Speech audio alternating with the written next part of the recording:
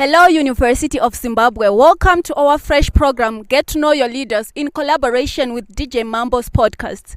I'm your host, Bridget Wadzanai Mafimira, aka Miss Bree. And today we are having a presidential dialect with our presidential candidates. So I'm going to let you introduce yourselves. I'll start with you. Hello there. Hello, fellow students here at the University of Zimbabwe. My name is Athanasius Sagonda. I'm a Part 3-2 law student here at UZ. I am a presidential candidate representing my camp, Zikosu. I think that's all for now. I'll pass on the mic to you. Thank you.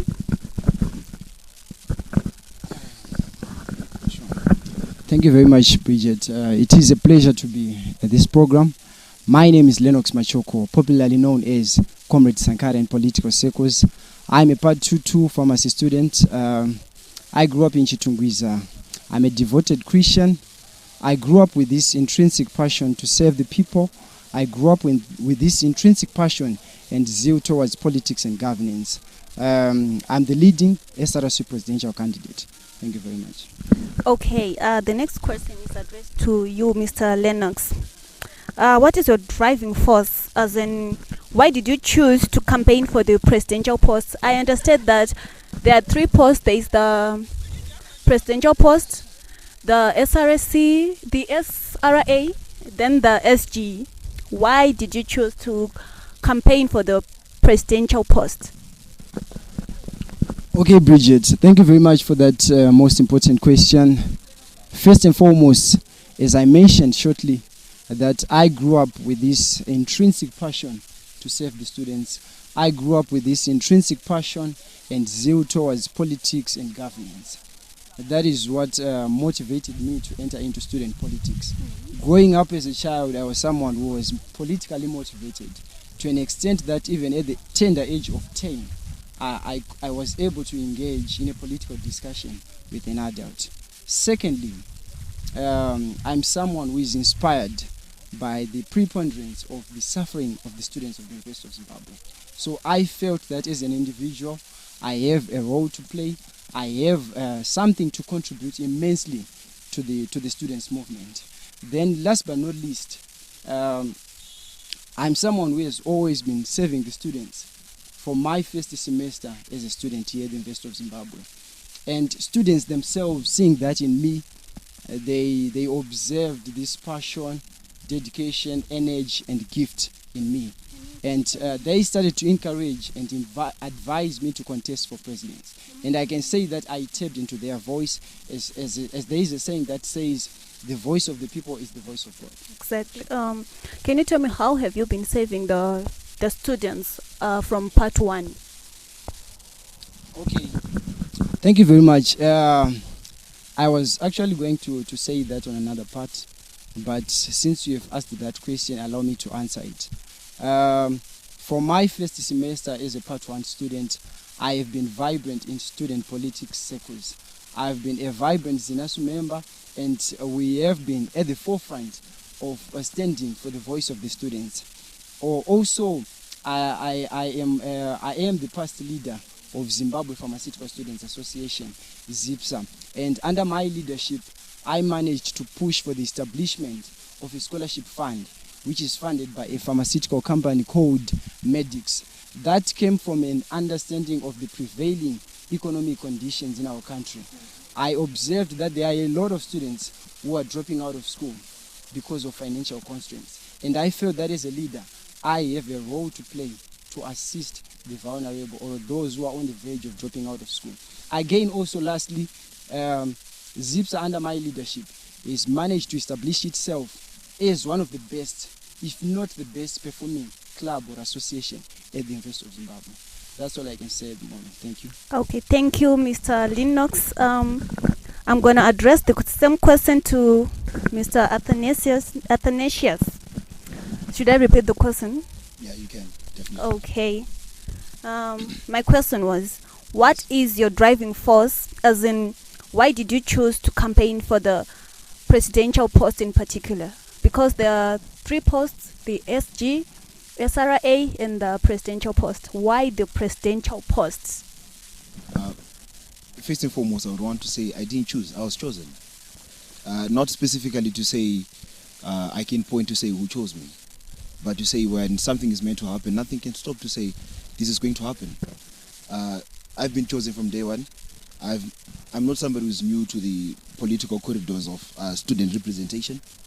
I've been myself very active in student activism, student programs.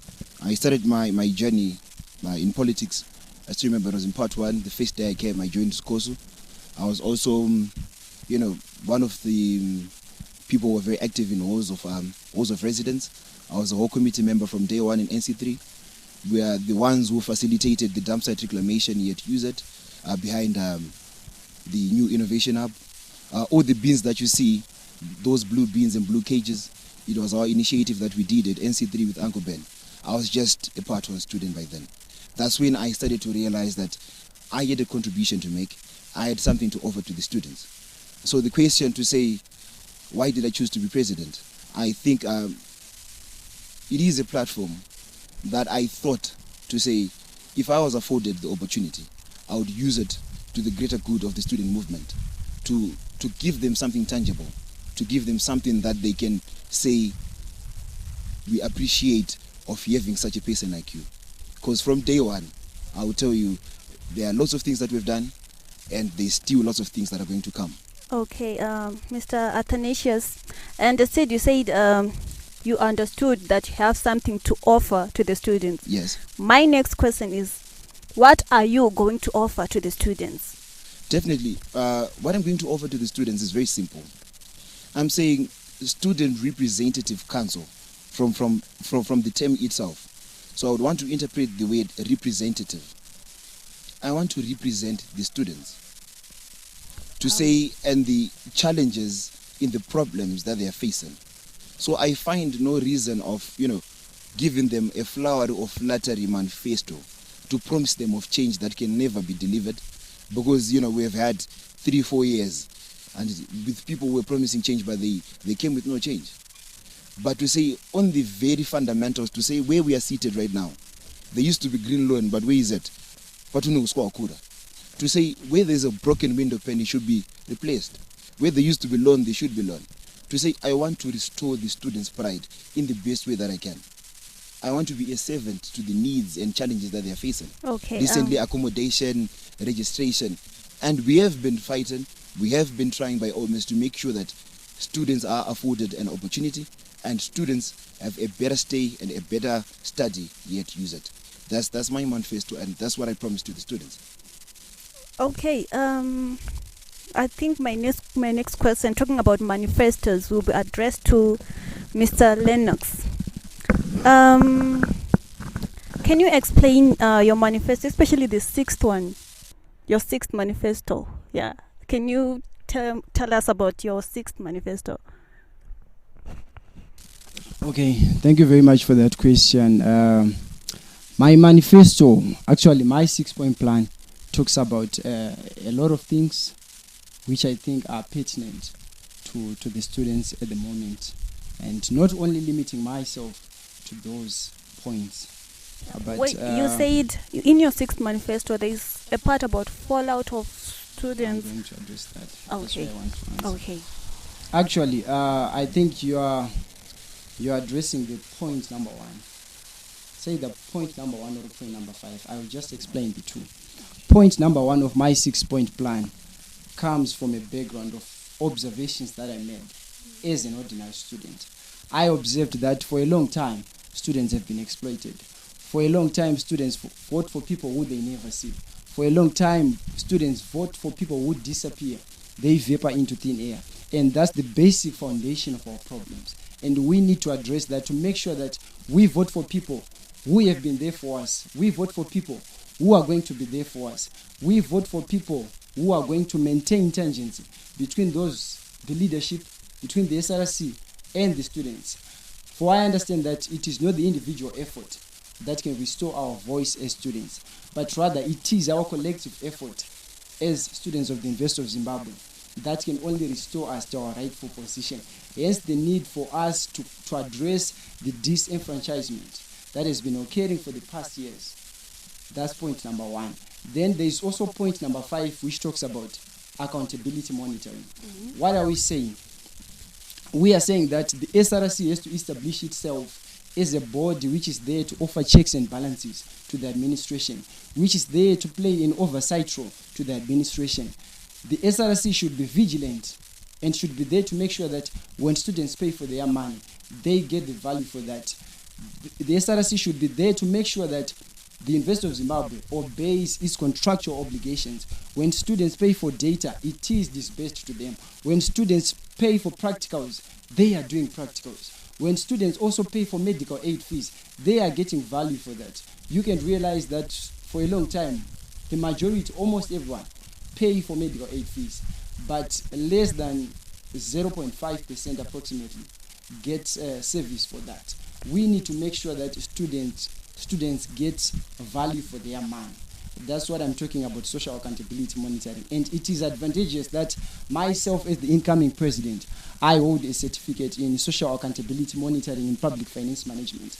And I am willing to utilize my expertise and my knowledge to make sure that we establish that position as the Student Representative Council. Thank you. Okay, you talking about SRC is disappearing, right? Given the presidential post, Yes. how will you not? How do we know that you're not going to misuse your power? How should we know that you are not going to misuse your power? That you're not going to disappear to? Yes. Okay. Thank you very much, Bridget, for that question. Allow me to say that the guarantee that I can give to the students, the only guarantee that I can give to the students is my past. I'm not someone who is foreign to the corridors of the students' movement. I'm not someone who just came from the blue to say, I want to contest for presidency. I'm someone, as I said, who has been serving the movement, who have been serving the students through ZINASU, through ZIPSA, and this is something tangible, and the records are there at the Student Affairs building. That's the guarantee that I can give to the students. And I would also want students to know me even from a personal perspective, because I believe my personality also is very vital in acting as a guarantee to that promise. Okay, thank you, Sure. Mr. Lennox Sankara. I'm going to address the same question to Athanasius Sagonda. Given the presidential post, Yes. how will you know that you are not going to misuse your power? Tinosiya kuti hazoti ganzire ata uyu. Definitely, the question is to say. Definitely, the question is to say, when you first decide to say, I want to do something, it's not only a decision that you make yourself, for yourself. It's a decision that you are actually making for everyone to say, I'm giving myself to these people. Meaning to say, there is a part of myself which has been removed from myself, which is given to the students. It's more like a social contract to say, because the students are saying yes, because the students are saying, you are going to become the next presidential candidate, they are giving me a part of their liberties in return for the service that I'm going to give to them. So it's actually something that I have been dedicated to say, I'm here for the students. I've been here from day one. I have been trying by all means to make sure that in the best way that we can, on the things that on the things that I've done, I can say we can spend the whole day discussing and actually talking of initiatives. Because if you are to check, is it last year we started a company, Yakatanga NC3, a recycling company again, for one of the students, Akapedza Akaenda, Mfaro Zingai. We started a company, Yema Young Law Associates, Bakapedza Akaenda. Lately, we have my students who are, Varuku Media and journalism. We have my students who are Kimba my songs. And they are already in the student recording my songs. So I'm not talking of, fallacies. I'm not selling imaginations, but I'm selling things that are feasible and tangible to say, we are already doing this. Okay. So what we need actually to keep on is to make sure that this SRC initiative and movement continues with constant engagement with the students. To say, for SRC representatives to work, we need to be constantly engaging with the students in the best way that we can. Okay. So when we hide behind office doors, it's because we will not be engaging. But to say every day I try to make sure that I interact with students. I'm not a keyboard warrior, so you might not find me on WhatsApp. But if you are to walk around, the streets of UZ, definitely they will tell you, Guti, we have seen him and he's trying by all means to make sure that everyone is well. Okay, although I'm still a party one, I understand that pakamboita mamwe SRC President akawanda panapa. Yeah, definitely. And they have promised the similar things. Definitely. Kuti havazotidadire, havazotiganzire. But tinozongoere kana takuvaonera pama Instagram pages avo or pama Facebook mumastreets machontiita kusatovaona. What makes you different from everyone else who has said this before? Definitely, I'm not saying the same thing as they said it before. What I'm offering to the students is a simple manifesto to say I'm here to save. So when we are there to save, it means to say I'm trying to make sure that by all means the broom is bigger than my ego. To say I'm there for them and they are also there for me. Because for me to represent or for me to be their voice, they need to give me the voice. So how do I get to know student challenges? How do I get to know student problems? I can only get to know what the students are facing if I'm engaging with the students. That's how Student Representative Council or SRC works. To say it can only be functional if I know the students and if the students know me. Okay. That's why I spend most of the time in the background. Those who came before, I believe the last presidential candidate that we had, Abiona, she disappeared to the extent that she became secretary to Wilbert. And Wilbert, the president, yet he was the vice. It's actually to say, we don't want to promise much, but we want to deliver much. I might not do great things, but I will try by all means to make sure that I will do the small things in a great way. Okay, thank you, Mr. Arthur. I'm going to address the same question to you, Mr. Lennox. What makes you different from everyone else who has said maybe the same thing or similar things, who have had manifestos? What makes you different? I think I've answered that question. You asked me that question before Arthur. Can you just answer? I've answered that question. Okay, I can still answer you, though, for the sake of progress. As I said, as I alluded to before, the guarantee that I can give to the promises that I'm making is my past, my history, what I've done for the students, what I've contributed to the students' movement. I have always been there. I have always served the students. We have always stood for the rights, for the freedoms, for the voice of the students. As in ASU, we are there, we are ready, and we are determined to defend and carry forward the noble task of liberating the students from all forms of oppression, from all forms of exploitation. And we are ready to affirm our position as students. For we know that all the problems that we may be discussing today, all the problems that we may be making noise about, they all come back to converge on the politics of the country. They all come back to converge on the economics of the country. So that alone requires a staunch organization, a staunch individual, a staunch institution, which is an ideology and an idea that identifies with the problem, which is an ideology and an idea that allows it to stand against what's wrong. Yes, definitely. Mukumboita seiko na imukoma apa masquat hanzi squatters life matters saka mukumboita seiko mukoma apa. So when I wanted to say, or when you asked me the question about what does leadership mean to me, and Lennox said it's more of problem solving rather than problem telling. From day one, the guys who are from the opposite camp, they've been chanting slogans from day one to say accommodation Kovan, but definitely there was no solution to the challenge that they were saying. Maybe they wanted the university to build hostels in 2 days, but my solution to the Nyayema squad, and it's very simple. From day one, on the 9th of June, I would want to start a brief background about Nyayema squad. On the 9th of June, we wrote a letter addressed to the Dean of Students and Administration.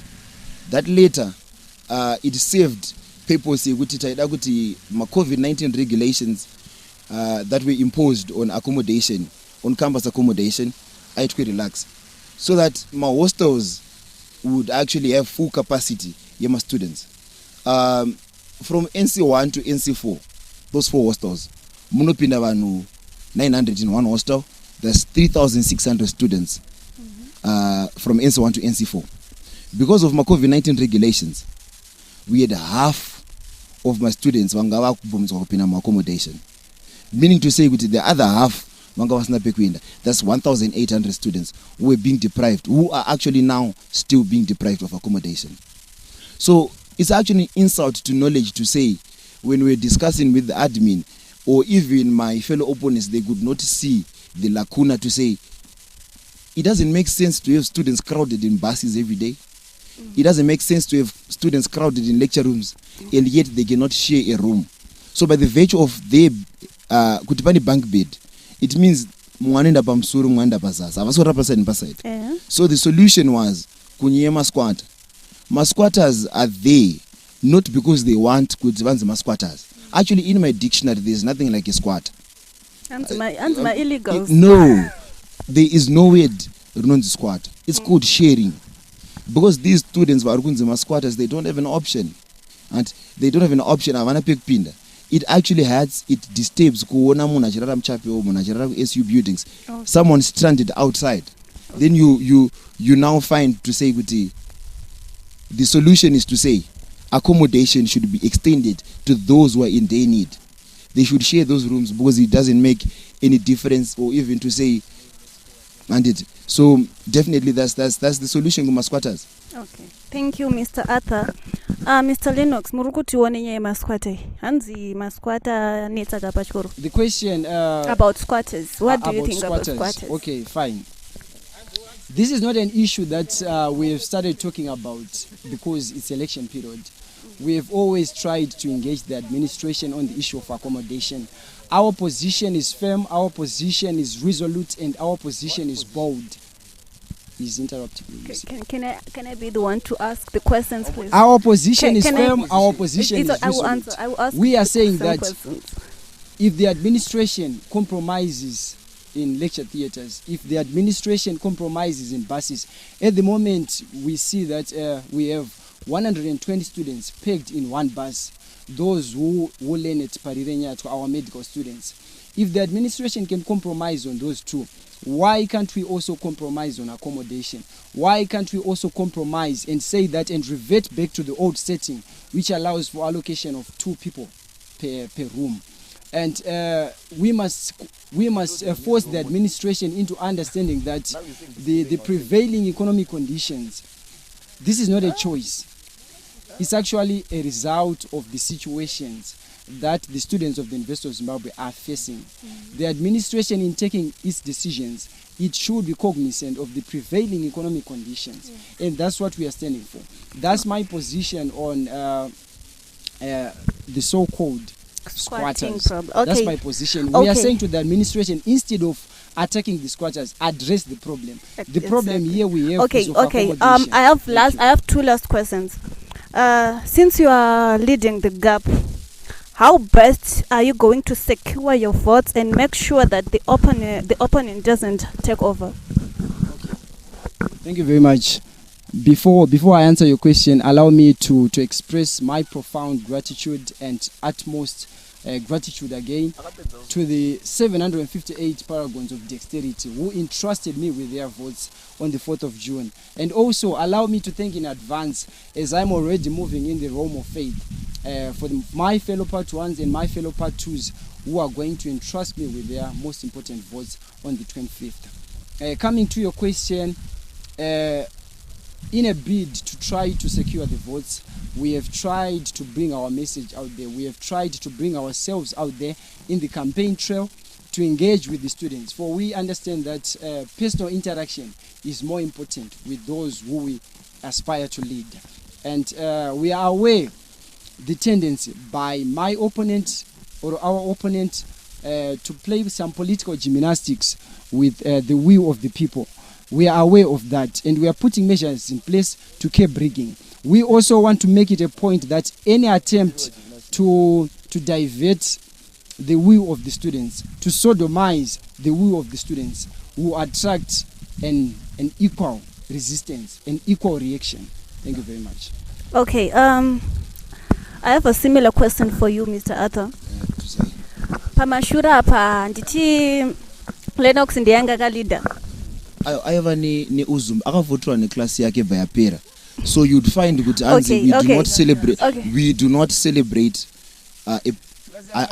atipemberere mimba Okay. as tinopemberera mwana Alright. azvarwa. Okay, Iwewa, how best are you going to make sure that you're gonna win this election? Right. Definitely I would say anga aiva ni uzumba we faculty of farmers vapo pa first election and it kwa anobva and it so they voted vakapera vese from part 1 to part 4 and so you might celebrate now but kana paine ma supporters ebhora they will tell you that we don't celebrate it half time tinopemberera kana game rapera. And so definitely I would say to the part 1 students, it's time for you to separate nonsense from common sense so that we can have sense. There is no point of us playing political gymnastics. Yet when my opponent is just a political zygote, somebody who defines definition when he's the definition of leadership when he sees me, somebody who steals ideas, who says somebody who is looking at no, this is a fake to say a political zygote. Okay. Talking about stealing ideas. Talking about stealing ideas. No. Okay. No. You Mr. Arthur, are you comfortable if you lose the election? Will you accept it? To say loss to me or to him. If you lose, it's a campaign. It's a politics. Our position is very clear. Our position or my position is very clear from day one. To say we are going to win the election. Okay. Already with the numbers that we have garnered. Okay. We are. Well, because of our time, I'm gonna wrap this by if you lose, how will you take it? Will you accept the results if you lose the campaign? Okay, allow me to say that as a leader, I know that and I believe that not every man can be the vicar of Baldwin. Meaning to say that not everyone can be number one. This is politics and this is a political race. I believe that when one enters into politics or a political race, you must be in a position to accept or expect a loss or a victory. And when it is a loss, one is obliged to accept that. However, let me also say that to ever think of Zinasu or in particular Lennox Sankara losing this election is a phantom belief. It is a void perception detached from reality. That is a far-fetched idea. Though I am accepting that if the worst happens, of course, as a principal leader, I will accept that. Okay.